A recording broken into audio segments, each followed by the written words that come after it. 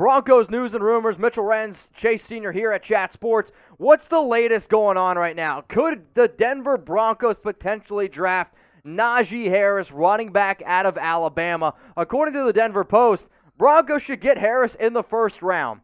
What is exactly the first round? That means pick number 9. Obviously, Lindsey could leave in free agency, as previous rumors have suggested, but you already have Melvin Gordon. Sure, there's also been rumors around him, which we've covered. You also have Royce Freeman, who I actually liked at his time at Oregon. But Harris at pick number 9 seems a little bit high for me, Chase. And maybe it's just because it's Denver. Now in 2021, I think running backs are expendable. Okay. And I wouldn't pay a running back north of $12 million. So my buffer zone, I think what the Green Bay Packers did with Aaron Jones, giving him $12 million a year, is great. Najee Harris, in his rookie contract, is going to play up to that level. This could be the perfect fit for the Denver Broncos. We're talking Cortland Sutton, Noah Fant, KJ Hamler, Albert Okwa-Abanam when he comes back from his torn ACL. Najee Harris could be the perfect running back option for the Denver Broncos. Then the only thing that they're missing is a quarterback. So 9 for me is a little high. Yeah. Maybe Denver can trade back, Okay. get a pick back in the second or third round if a team is really willing to trade up and give up a draft asset to do so. Love the fit here, love the player. He went back to Alabama. He could have come out last year, really increased his value. He's a complete back who can catch the ball out of the backfield. He's very physical, an insane athlete, and I think Najee Harris as a pro is going to be due for a huge payday here in a couple of years. Here's a quote here from Mike Kiszla on drafting Najee Harris. Melvin Gordon is not the answer. He wasn't the answer when John Elway overpaid him a year ago. Outside of a Hail Mary trade for a disgruntled Houston quarterback, Deshaun Watson, the most impactful way Paton can upgrade the Denver offense is to draft Alabama running back Najee Harris in the first round. Harris is my number 1 running back in this year's draft. Originally, it was Travis Etienne. Now, sure, Etienne had more of a down year. I'm going to also say that has some to do with the offensive line play at Clemson. But the one thing that I love about Harris was, my biggest knock on him was, I don't know if he can catch the football. He did a very good job this year learning how to catch the football. However, I love me some Najee Harris, but I am not going to take a running back in the top 10. If you're Denver, you still either go out, address the cornerback position. It's definitely still a major need. Yeah. I can't sit here and honestly say that, yes, you take a running back at number 9 because, as you said, I do think it's pretty expendable. So go down in the comments. Let Chase and I know, should Denver draft Najee Harris? Y for yes, type N for no. If you are going to type your Y for yes, I need even more of an explanation. If you're going to say trade back, maybe I can get on board with that.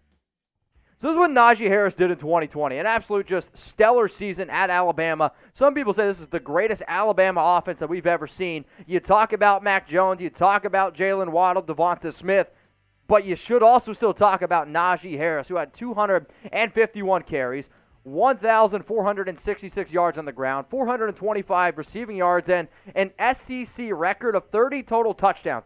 I don't care who you are. If you can score 30 total touchdowns, I haven't seen those type of numbers since I used to play NCAA football back in the day when I was a high schooler. Only God knows what I was doing. So how about this? I would still think that he'd be the number 1 running back on this depth chart. But what do you think about Melvin Gordon, Phillip Lindsay, Royce Freeman? I mean, that's still pretty loaded backfield. That is a good backfield. You'd have to flirt with the possibility of trying to move on from Melvin Gordon a year after bringing him in, right? Yeah. So that creates some problems. Again, I am not picking Najee Harris at number 9 in the draft. I would try to trade back and get him later in the first round. I think he'll still be available there, given that running backs aren't as valued as they used to be. But look at the Broncos' offensive needs, right? There are a lot of needs on this team outside of quarterback. Who knows what happens with Drew Lock if the Broncos are going to try to target Deshaun Watson. Cornerback, middle linebacker. They need some players on the interior of that offensive line, strong safety as well. And there it is, running back. Najee Harris, I think, could be a complete game changer for the Denver Broncos, and I think he could elevate this offensive unit and even make that pass game more lethal and take some pressure off of Drew Lock if it is the assumption that the Broncos do bring Drew Lock back. I think the only way that this actually ends up happening is if, sure, they let go of Phillip Lindsay, whatever, and if the news that we covered probably about a week ago around Melvin Gordon, if they can actually void his contract and get out of it, and with some legal issues, then that's probably the way you do it. Because if your only running back is Royce Freeman and then a whole bunch of those other guys and you don't really know what you have in Phillip Lindsay, then maybe you go ahead and do it. But with even that being said, I am not going to take Harris because there's a lot of other talented running backs that Denver could probably get a little bit later on in the draft. So go ahead, let us know one more time here. Would you go out and draft Najee Harris, or what position should Denver address in the first round? If you're saying yes, they should draft Harris, hey, maybe you could just type his name. But if you're going to go no, they shouldn't, let us know down in the comments a position that they should go out and get. I'm sitting here saying cornerback. I love Caleb Farley. I love Patrick Surtain. I think they'd be two great picks there at number 9 for Denver.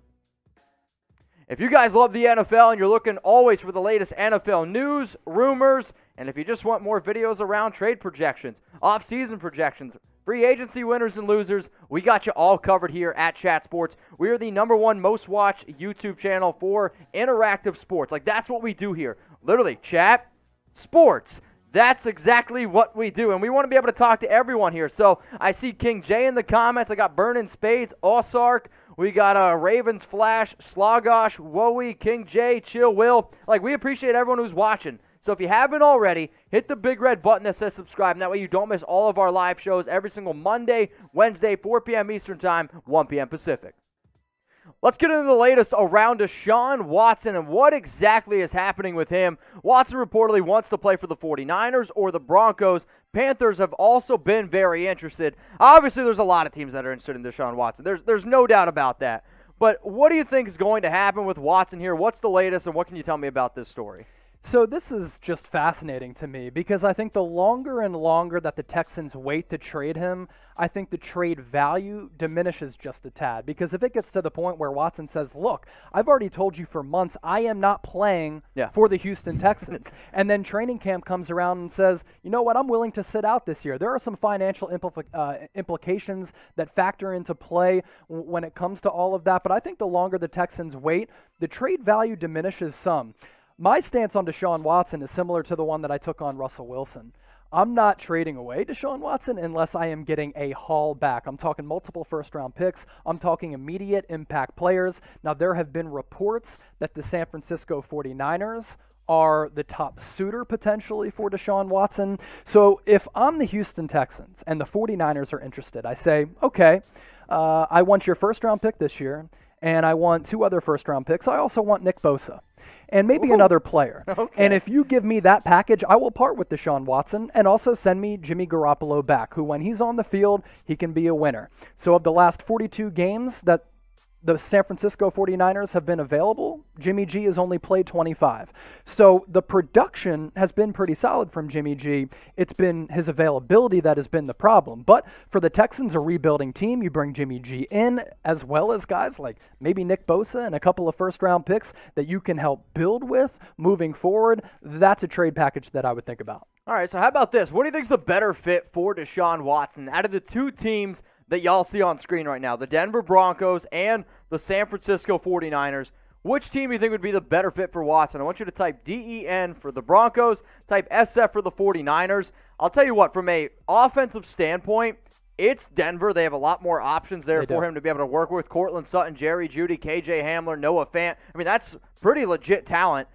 However, that means then you're going to the AFC West, and I don't know how often they're going to be able to compete with the Chiefs. Like, sure, they'll be good, but you also got to compete with an up-and-coming team like the Chargers, an up-and-coming team I still think like the Raiders as well. Or you go to the 49ers, sure, that division's really tough, but they also just went to the Super Bowl with Jimmy G, and, well, Deshaun Watson's a little bit better. What do you think? What's the better fit? I'm going to lean San Francisco because I think if Deshaun Watson pairs with Kyle Shanahan, Producer Sam shaking his head. that is magic for years to come. But I also will tell you this. I think people are sleeping on Denver. Okay. I think they have a stable of weapons offensively, and if Deshaun Watson were to go there, yes, they would be competing in the vaunted AFC West. But hey, as an NFL fan, that means that we're getting Watson-Mahomes matchups twice a year. So I'm all in for that. Also, there is a little bit of news to talk about here with Deshaun Watson, and he was accused of an incident, basically, and I'll give him some credit here. he addressed this really quick. So there were allegations made by a licensed massage therapist in March 2020. Watson, of course, denied the allegations, and I will give him a lot of credit for literally spearheading these allegations right away, basically saying that, no, this isn't true. I look forward to clearing my name. Until more information does come out, we'll try to keep you guys updated. But here's what Deshaun Watson had to say. As a result of social media posts by a publicly seeking plaintiff's lawyer, I recently became aware of a lawsuit that has apparently been filed against me. I have not seen the complaint, but I know this. I've never treated any woman with anything other than the utmost respect. We became aware of the civil lawsuit involving Deshaun Watson through a social media post last night. This is also the Texans on Deshaun Watson. This is the first time that we've heard the matter, and we hope to learn more soon. We take accusations of this nature that involve anyone with the Houston Texans organization seriously. We will await further information before making any additional statements on this incident. Again, that was the Houston Texans on the incident involving Deshaun Watson. So I know Deshaun is a good dude. I also know he's done a lot of great things in the community, especially around Houston. I'm hoping that all these allegations are untrue. If we do find out anything newer or more information, we will keep you guys updated here at Chat Sports. But as far as we know right now, we're just going to keep talking about Deshaun and the potential trade destinations that could potentially happen.